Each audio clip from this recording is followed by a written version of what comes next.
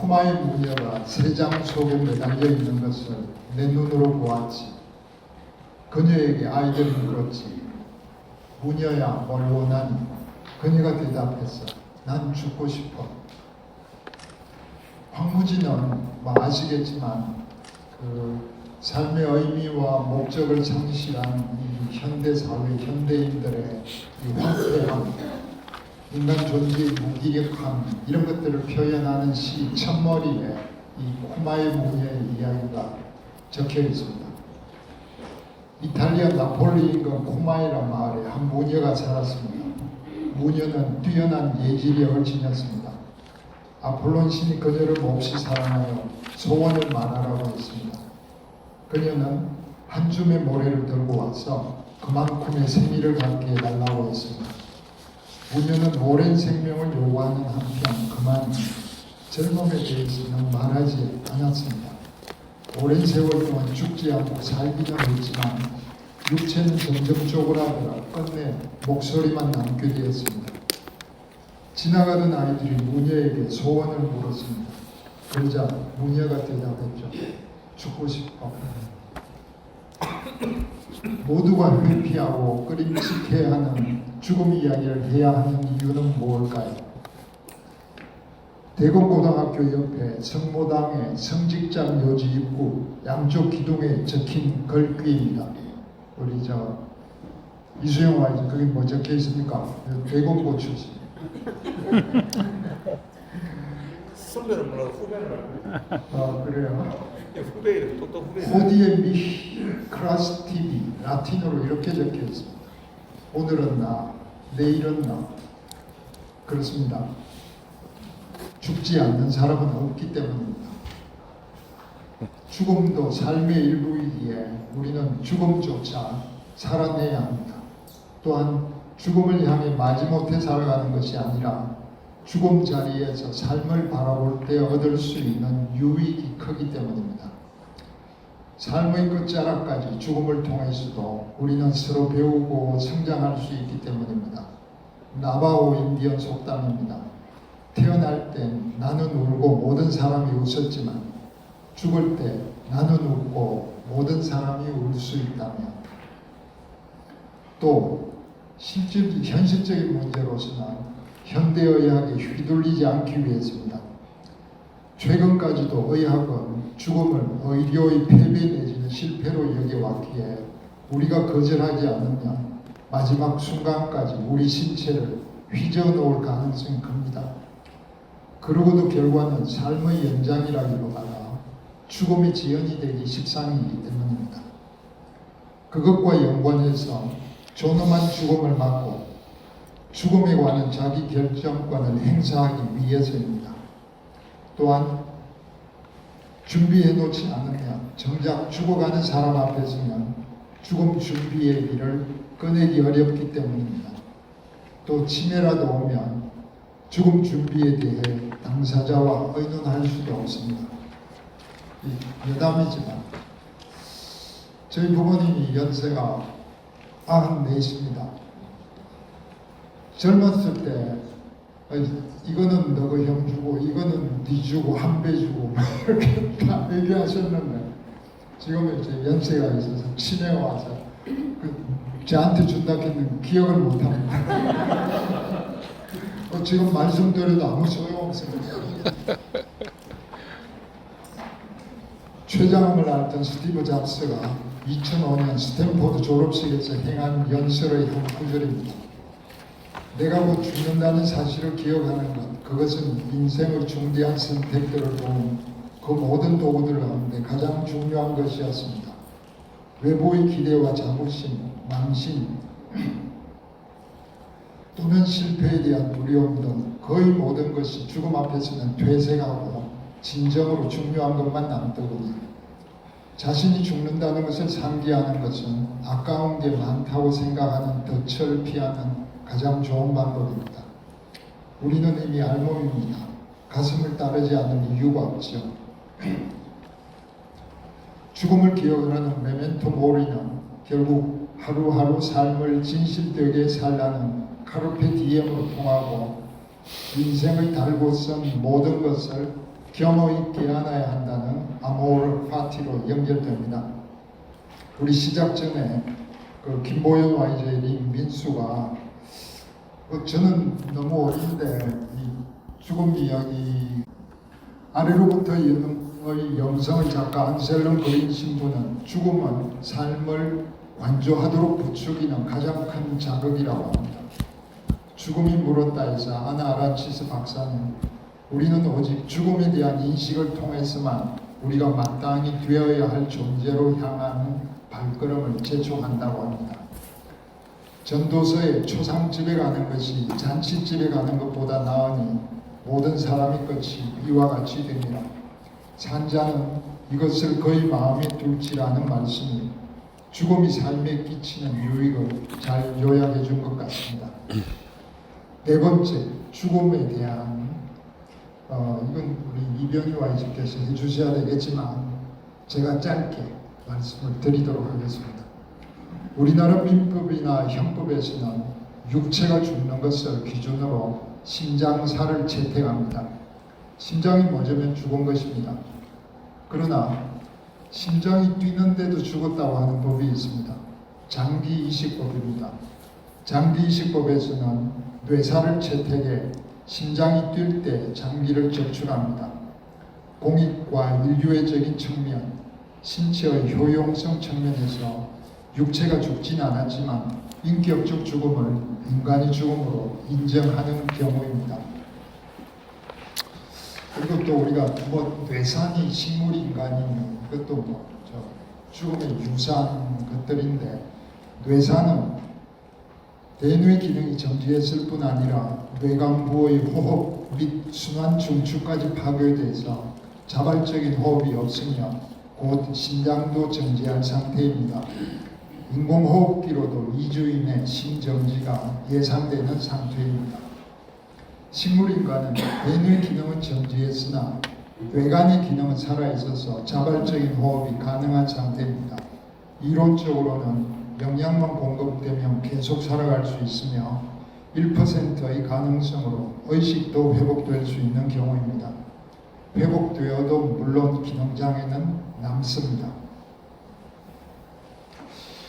제가 전에 듣기로 계명대학교 의과대학생 한 사람이 아버지가 계명대 의대 교수였어요. 사고로 뇌사 상태에 빠졌어요. 그래서 병원 윤리위원회에서 모여서 자 우리가 이걸 계속 끌고 가야 되나 이제 좀 멈춰야 하나 의논을 했는데 그중 신경과 선생님 모든 사람들은 뇌사입니다. 이제 종결해야 합니다. 할 때 신경과 선생님 한 분은 좀 더 기다려보자 동의를 안 해줘서 끌고 갔는데 이 청년이 회복이 됐어요. 그래서 지금 약간의 어눌함은 있지만 의사국시를 거쳐서 의사 생활을 하고 있다는 얘기를 전해 들었습니다. 아주 드문 일이겠죠. 그 다음에 이제 9번으로 넘어가겠습니다. 이제 죽음을 대비해서 실질적으로 준비할 게 두 가지가 있습니다. 제가 카드 2장을 갖고 왔는데요. 이 두 가지를 준비하시도록 소개해 드리는 것입니다. 혹시 사전 연명 의료 의향서를 등록하신 분 계십니까? 아, 예. 몇 분 안 되시네요. 그럼 소개해 줄 만한 이유가 있겠습니다. 그 중에 첫 번째는 사전 연명의료 결정제도에 대해서 말씀드리겠습니다. 사전 연명의료, 사전에 연명의료에 대해서 결정해 놓는다 이런 뜻입니다. 그러면 연명의료가 뭐고 연명의료란 생명을 연장시키는 의료입니다.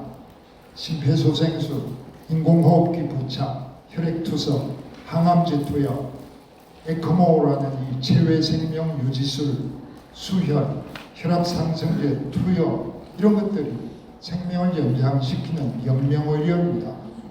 근데 이걸 사전에 결정하고 말고 하는 좋은 건데 근데 이 연명의료가 오히려 좋지 않은 시기가 있습니다. 그게 언젠가 하면 바로 임종 과정에 들어섰을 때입니다. 임종 과정에 들어서 있을 때 이런 연명의료가 우리에게 어떤 의미가 있는가, 이 얘기를 드리는 겁니다. 임종 과정이 그럼 뭔가? 임종 과정이란 노령으로 인한 것이든 질병으로 인한 것이든 간에 회생 가능성이 없고 급속도로 증상이 악화돼서 사망에 임박한 상태를 말합니다. 이건 누가 판정을 하느냐? 자기를 돌보던 담당 의사와 다른 전문의 한 사람, 두 사람의 판단으로 이분은 임종 과정에 들어섰습니다. 이렇게 진단할 수 있습니다. 그건 통상 수준 내에 돌아가신다는 의미이며 그저 말기 환자나 식물인간 환자라고 임종 과정에 처한 대상으로 보지는 않습니다. 임종 과정에 있고 연명의료를 받지 않겠다고 결정했더라도 밥도 안 주고 물도 안 주고 이거 아닙니다. 통증 완화를 위한 치료, 영양분 공급, 물 공급, 단순 산소 공급 등은 그대로 유지가 됩니다.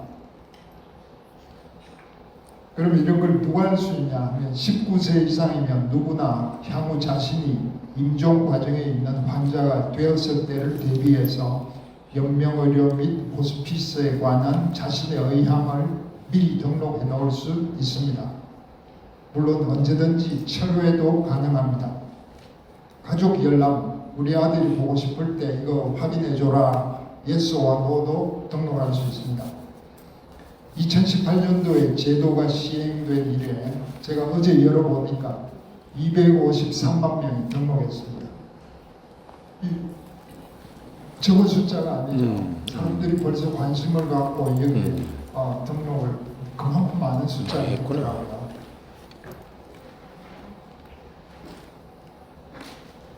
그럼 이런 등록은 어디서 하노?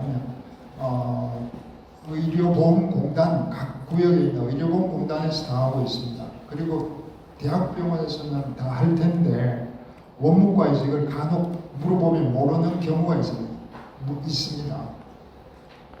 그리고 개인 의원으로서는 대구에서는 수성구의 동아신경외과가 하고 있습니다. 근데 이걸 등록함으로 인해서 내가 내는 부담이나 병원이 그걸 등록해 줌으로 받는 수수료는 일절 없습니다.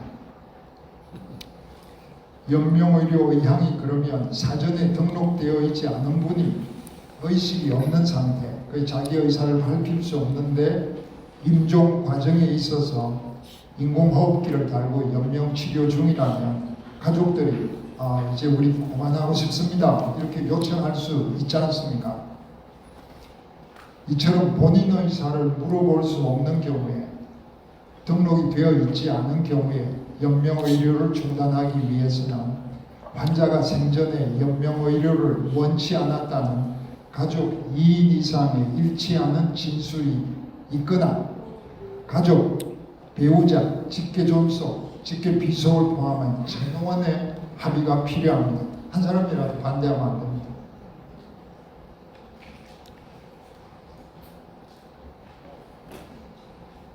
2018년도 제도 시작 이래 연명의료 중단이 이행된 경우 제가 2023년에 봤을 때 31만 명 정도가 자신의 의사로서 연명의료를 중단하시고 돌아가셨습니다.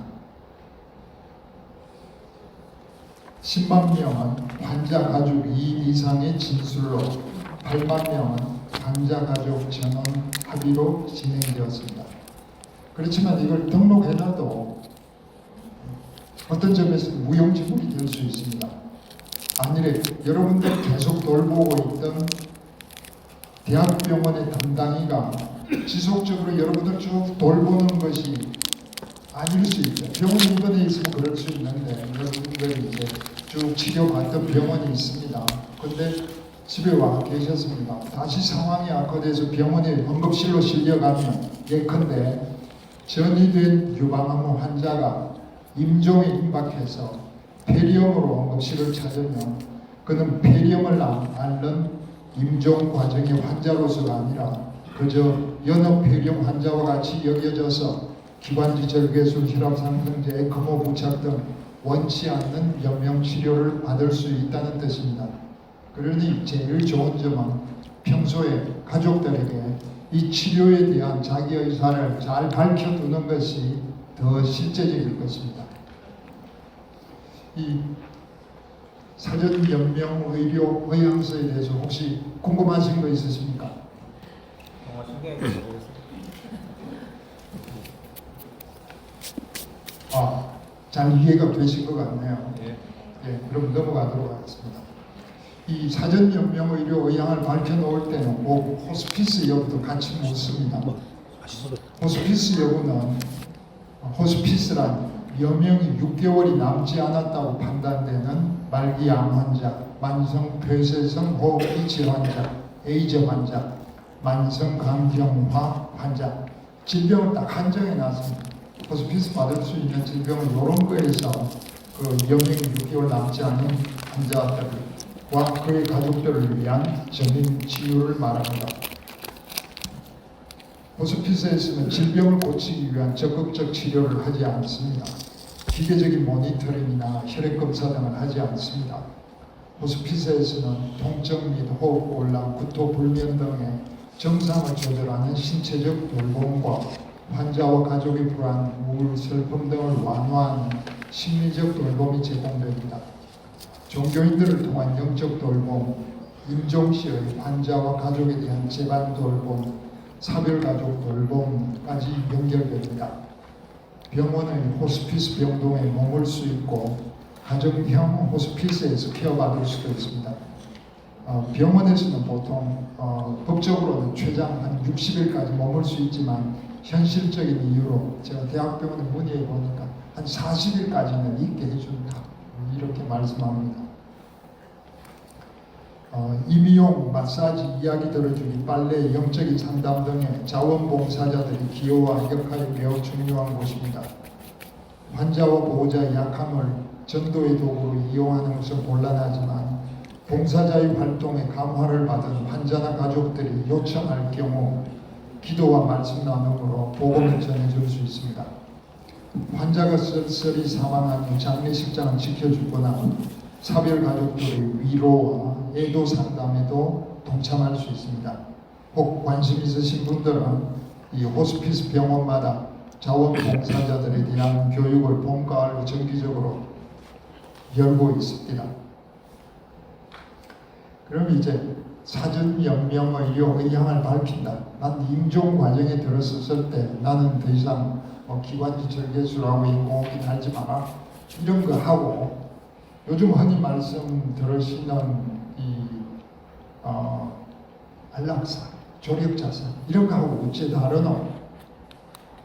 2018년 5월 10일 104세로 현역 호주과학자 데이비드 구달 박사가 스위스 바젤의 조력 자살을 돕는 라이프 사이클 클리닉에서 베토벤 교향곡 9번 환희의 송가를 들으며 마취제와 신경 안정제 등을 포함한 정맥 주사의 밸브를 스스로 여는 방식으로 생을 마감했습니다. 삶의 포만감을 느껴서 그때 그분이 삶을 중지하려던 이유였던 것으로 기억합니다.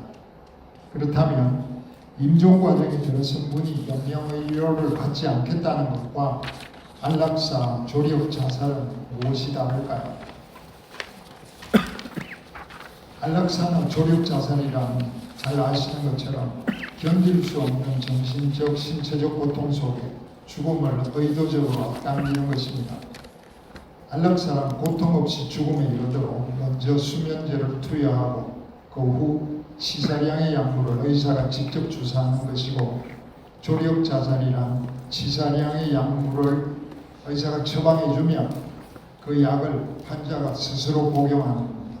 또는 치사량의 주사를 혈관에 거치해주면 환자가 그 버튼을 누르는 것입니다. 임박한 임종이 확정된 상태의 사전 연명 치료 의향에서는 선택의 대상이 이거는 곧 죽음이 정해져 있는 거지 않습니까? 임박했기 때문에 선택의 대상이 생명이 아니라 불필요한 의료를 받을지 말지에 대한 선택입니다. 반면에 임박한 임종 상태가 아닌 안락사, 조력 자살에서 선택의 대상은 의료가 아니라 생명과 죽음이 됩니다. 그러기에 생명의 포기인지 죽음의 선택인지 간에 생명 결정권에 대한 사항은 여전히 논란의 여지가 큰 부분입니다. 네덜란드, 룩셈부르크, 벨기에, 스위스, 오스트리아, 호주, 스페인, 캐나다, 오레곤을 필두로 미국의 8개 주에서만 안락사나 조력 자살 중 한 가지나 두 가지 모두를 인정합니다.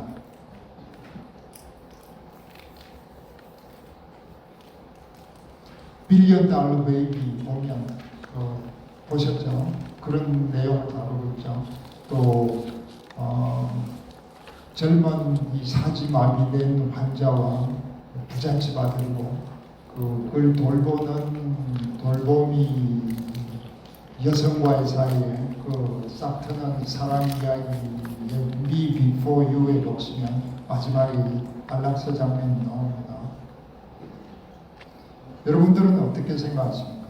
견딜 수 없는 고통, 어떤 걸로도 감수할 수 없는 그런 고통이나 자기의 모든 시부를 대소변까지 조동성을 갖추지 못한 채 남의 손에 의탁해야 되는 그런 삶을 살아가야 하는 상황이 됐을 때 여러분은 안락사를 허용하시는 쪽에 손을 드시겠습니까? 그래도 생명은 중요하니까 어쨌든 살려야 한다는 쪽에 손을 드시겠습니까? 나는 심정적으로 안락사 허용해줘야 된다. 한번 손 들어보겠습니다. 예. 그러면 한번 보도록 하겠습니다. 우리 형법에서 의사 조력 자살은 자살 방조죄, 안락사는 촉탁 승낙 살인죄에 해당됩니다. 그러나 여론은 조금 다릅니다. 2021년 서울대 가정의학과에서 1000명을 대상으로 실시한 여론조사 결과 안락사나 조력 자살을 인정하자는 쪽이 76.3%였습니다. 아마 방금 손드신 분들도 한 70%가량 되시는 걸 보면 전체적인 이제 우리의 사람들의 인식이 그 정도 수준에 와 있는 것 같습니다. 실제로 스위스 조력 사망 단체의 도움으로 사망한 한국인이 제가 2년 전에 봤을 때 한 10여 명이 됐고요. 디그니타스, 라이프 서클, 엑시트, 인터내셔널, 페가소스 등 조력 사망을 돕는 스위스 4개 단체에 가입한 한국인이 약 300명입니다. 여기서 그냥 원한다고 그냥 해주지는 않습니다. 가입을 해서 계속 설문을 합니다. 당신이 우울증 없나? 당신이 진짜로 죽어야 할 합당한 이유가 있나? 이걸 여러 차례 거쳐서 확인을 하고 그 기준에 합당할 때 이걸 시행을 합니다. 그 중에서 디그니타스가 아마 가장 유명하고 활성화된 곳인가 본데요. 어마어마합니다. 2023년 한 해 동안에 이 디그니타스 한 곳을 통해서 조력 자살을 한 분이 3,000명이나 됩니다. 사전연명의료 의향을 밝히는 것은 임종 시에 환자의 최선의 이익을 보장하며 자기 결정을 존중하여 인간으로서의 존엄과 가치를 보호하는 것을 목적으로 합니다. 그러면 자기 결정권은 죽음에도 적용되는 걸까요? 인간으로서 존엄한 죽음을 위해 죽을 권리도 인정되어야 할까요? 생명의 본디적 내재적 가치 및 신성성은 무엇보다 선행되는 것일까요? 여기까지가 사전연명의료 의향서에 관한 내용이었습니다. 혹시 등록해놓고 싶다 하시면 신분증만 들고 그 등록기관을 찾으시면 바로 상담을 하시고 바로 등록할 수 있습니다. 그리고 언제든 취소하실 수 있습니다. 수수료 없습니다. 그 외에도 요즘은 이제 사전 치매 요양 의향서도 있고 사전 장례 의향서도 있습니다. 어떤 분들은 죽고 나서 장례 거창하게 하면 마음 죽기 전에 하자 이래서 중병을 앓으시는 분들이 병원에서 지인들을 다 불러놓고 미리 장례식 하시는 분들도 요즘은 들어들 생깁니다. 일본에서는 이게 꽤 활성화되어 있습니다. 두 번째입니다. 여러분들이 또 준비하셔야 할 두 번째는 14번입니다. 그 장기 기증에 관한 이야기입니다. 14번에 2020년 12월 20일 세 딸을 둔 60세의 김시균 씨가 출원 준비 중 갑자기 쓰러졌습니다. 병원으로 옮겨졌으나 곧 뇌출혈로 인한 뇌사 판정을 받았습니다. 월드비전을 통해 15년간 5명의 아이를 후원해왔고 남을 돕는 일에 기쁨을 느끼며 늘 미소 띈 누구에게나 친절한 분이었습니다. 가족들은 평소 밝혀온 고인의 뜻에 따라 장기 기증으로 남을 돕기로 결정했습니다.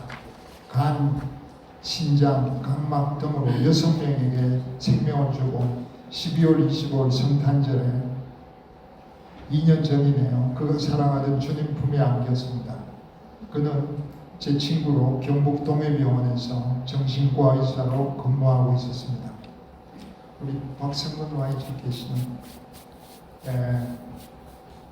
박성근 와이즈의 절친이었습니다.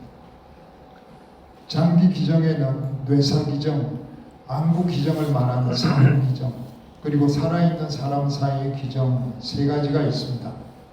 의학 교육용으로 자신의 시신을 기증하는 것은 국가에서 관리하는 장기 기증에 속하지는 않습니다. 뇌사 후에 장기를 기증하는 기증률이 미국에서는 38%, 스페인 37%에 비해 한국은 9%로 낮습니다. 뇌사 장기 기증으로 9명의 생명, 심장, 간장, 심장 2개, 폐장 2개, 췌장, 각막 2개 이렇게 구할 수 있다는 의미를 담아 장기 기증의 날은 9월 9일로 지켜집니다. 사회 구성원 중 타인의 장기로 대체하여 새 생명을 얻게 하는 치료법인 장기는 공공재로 여겨집니다. 그러니 잠재 뇌사자를 발굴하고 장기를 공정하게 배분하여 국민의 삶의 질을 높이기 위해 장기는 국가가 관리합니다. 만 16세 이상이면 누구나 국립장기조직혈액관리원에 기증 희망 등록을 할 수 있습니다. 언제든 철회도 가능합니다. 등록은 온라인으로 명간단합니다. 일반적으로는 이 뇌사시의 장기 기증을 말합니다. 뇌사라는 말씀드린 것처럼 어떤 조치를 해도 2주 이내에는 돌아가시게 되는 상태, 아무 기능이 없는 상태를 말합니다. 매년 한 해가 지나면 그 다음에 12월에 그 전년도의 장기이식 통계가 나오는데 21년도 현황입니다. 뇌사 기증이 442명, 사후 안구 기증이 42명, 생존자 간에 이제 보통은 이제 가족 간에 신장이나 간이나 일부를 떼드리는 거죠. 이거는 3,994명입니다. 반면 이식 대기자는 48,459명입니다. 신장 이식 대기자가 31,000명, 간장 6,300명, 췌장 1,580명, 심장이 943명, 조혈 모세포 6,000명, 안구 2,100명 등입니다. 장기 이식자의 5년 생존율은 약 80%였고 여자가 남자보다 3% 높았고 뇌사자보다 당연히 생존 시에 장기를 이식받은 경우에 5년 생존율이 약 8% 높았습니다. 놀랍게도 등록된 기증 희망자가 170만 명이었습니다. 우리나라에서 이미 나 뇌사 시에 내 장기를 기증하겠다고 등록한 사람이 지금 제가 찾아봤지 싶은데 한 200만 명 될 겁니다. 안구 기증을 했는데 그리고 23년 12월에 발표되는 22년도 통계도 거의 동일합니다. 21년도와 비슷했습니다. 그래서 여러분들이 등록하시면 사전연명의료 원형서 카드 기적이 되다 장기 기적 카드 이렇게 댁으로 발급해서 보냅니다. 요 두 가지입니다. 사회를 이끄는 예수 그리스도의 정신에 부합하는 한 가지 더 돌봐야 할 죽음이 있습니다. 16번입니다. 사회적인 죽음도 있습니다. 이런 게 있었죠. 주인 아주머니께 죄송합니다. 마지막 집세와 공과금입니다. 정말 죄송합니다. 2014년 송파구의 한 단독주택 반지하에 새들어 살던 세 모녀 일가족이 자살로 생을 마감하며 남긴 편지입니다. 생계형 자살입니다.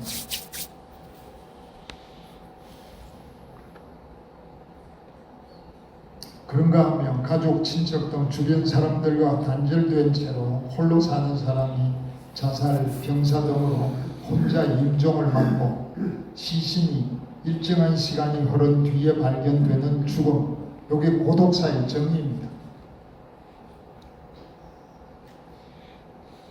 수성구 한복판에 제가 출석하는 아멘교회에서 이런 일이 생길 줄은 몰랐습니다. 65세에 한 교인이 죽은 지 일주일 만에 발견되었습니다. 반찬 도우미가 문 앞에 둔 반찬 통이 일주 후에도 그대로 있는 걸 이상히 여겨 경찰에 신고한 것입니다.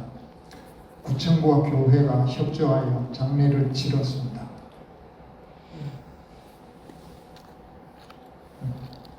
이 죽음까지 저희들이 좀 돌봐야 할 것 같습니다. 이제 마무리로 들어가겠습니다. 17번으로 넘어갑니다. 서양신 라의 딸인 마하트는 머리에 깃털 장식을 한 법과 정의의 여신입니다. 죽은 자의 심판 때에 사자들의 신인 아누비스의 저울 한쪽에 죽은 자의 심장을 두고 다른 한쪽에는 마하트의 깃털을 올립니다. 심장이 깃털보다가 무거우면 과거에 지은 죄가 많은 것으로 간주됩니다. 그러면 곁에 섰던 암무트라는 괴물에게 심장을 먹혀서 영원히 부활할 수 없게 됩니다. 그러나 우리 와이즈맨께서는 걱정하지 않으셔도 됩니다. 주님께서 새 영을 우리 속에 두고 새 마음을 우리에게 주어 우리 육신에서 굳은 심장을 제거하고 부드러운 심장을 주신다고 에스겔서 36장에 적어놨습니다. 그리고 이런 하나님의 심장이시계는 면역 거부 반응도 없습니다. 그러니 암모태에게 심장이 먹혀서 부활할 수 없는 일은 안 생긴다고 보셔도 되겠습니다. 안 웃으시니까. 웃어줄게. 옛날 옛적에 참 못되고도 못된 할머니 한 사람이 죽자 악마들이 잡아서 불바다에 던졌습니다. 그동안 착한 일을 단 한 가지도 하지 않았던 거예요. 마음이 다한 할머니의 수호천사는 오래전에 할머니가 텃밭에서 양파 한 뿌리를 뽑아 거지에게 준 걸 기억해내고 그걸로 하나님께 탄원드렸습니다. 하나님, 이 할머니도 이렇게 좋은 일 했잖아요. 그러자 하나님께서는 이렇게 대답하셨다죠. 너는 바로 그 양파를 들고 가서 불바다 속의 그녀에게 내밀되 그녀가 알아서 붙잡고 기어 나오도록 하라. 까라마조프가 형제들이 나오는 우화입니다. 할머니는 어떻게 됐을까요? 양파 뿌리 잡고 잘 나왔다. 못 나왔다. 네, 아이고, 총명하십니다. 수호천사가 내민 양파 뿌리를 잡고 조심스럽게 끌려 올라오던 할머니를 보고 불바다에 다른 이들이 매달리기 시작했어요. 그런데 할머니는 참 못되고도 못되어서 발로 그들을 걷어차기 시작했습니다. 이건 내 양파야. 너희들 게 아니야. 나를 끌어올려주는 거야. 너희들이 아니라. 그 순간 양파가 뚝 끊어져 버렸답니다. 사람들은 결국 살아온 대로 죽습니다. 의미 있는 삶을 살지 못했다면 의미 있는 죽음도 가지기 어렵겠지요. 근데 적어도 한 사람은 안심할 수 있을 것 같습니다. 우리 박수와 와이저는 전국에 뿌려놓은 또 시작이야. 쇠로 된 안경테만 엮어도 그 줄이 아니라 사다리를 몇 개를 만들고 나오니까 저는 좀 붙잡고 올라가서 찾지 마세요. 그만하시오. 마태복음 25장에 이 그리스도를 따르는 우리 완세맨들은 죽어서 상속을 주는 것이 아니라 죽어서 오히려 상속을 받는다고 하십니다. 그 상속이 창세로부터 우리를 위하여 예비된 나라일런지 아니면 영원한 불일런지 알 수 없지만 그것조차 25장을 읽어보시면 죽어서 결정되는 것이 아니고 살아서 우리가 선택할 수 있다고 합니다. 모두가 처음으로 죽음을 맞이하지만 준비하는 사람에겐 죽음도 그 이후도 삶 전체와 일단 아름답고 감동적인 경험이 될 수 있을 것입니다. 그제야 우리도 시인처럼 이렇게 엎조릴 수 있을런지요. 나 하늘로 돌아다니라. 새벽빛 와닿으면 쓰러지며 이슬더불어 손에 손을 잡고 나 하늘로 돌아가리라. 노을빛 함께 단둘이서 기슭에서 놀다가 구름 손짓하면 나 하늘로 돌아가리라. 아름다운 이 세상 소품 끝내는 가서 아름다움을 만나리라.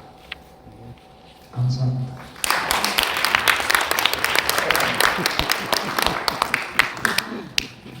훌륭하다.